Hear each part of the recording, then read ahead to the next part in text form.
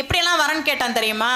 பகல்ல சாகக்கூடாது, இரவுல சாகக்கூடாது, வீட்டுக்குள்ள சாகக்கூடாது, வீட்டுக்கு வெளியில சாகக்கூடாது, மனுஷனால சாகக்கூடாது, மிருகங்களால சாகக்கூடாது, பறவையால சாகக்கூடாது, வானத்துல சாகக்கூடாது, பூமியில சாகக்கூடாது, ஆயுதங்களால சாகக்கூடாது, நெருப்புல சாகக்கூடாது, நீர்ல சாகக்கூடாது, காற்றுல சாகக்கூடாது. இப்படி எல்லாம் வர வாங்கினான். எதாலெல்லாம் ஒரு மனுஷனுக்கு மரணம் வருமோ அதெல்லாம் போட்டு இதன் மூலமாக எனக்கு மரணம் வரக்கூடாதுன்னு கேட்பான். ஆனா எதெல்லாம் அவன் கேட்டானோ அதை வச்சுதான் நரசிம்மர் அவனை முடித்தார். வானத்திலையும் சாகக்கூடாது, பூமியிலையும் சாகக்கூடாது, மடியில வச்சு கொன்னார். வீட்டுக்கு உள்ளேயும் சாகக்கூடாது, வெளியிலையும் சாகக்கூடாது, வாசப்படியில வச்சு கொன்னார். பகல்லையும் சாகக்கூடாது, இரவுலையும் சாகக்கூடாது, சாயந்தர பிரதோஷ நேரத்துல வச்சு கொன்னார். மனுஷனாலையும் சாகக்கூடாது, மிருகத்தாலையும் சாகக்கூடாது, பாதி மனுஷன் பாதி மிருகம் நரசிம்மமா வந்தார். எந்த ஆயுதத்தாலையும் சாகக்கூடாது, தன்னுடைய நகத்தாலேயே வதம் செய்தார்.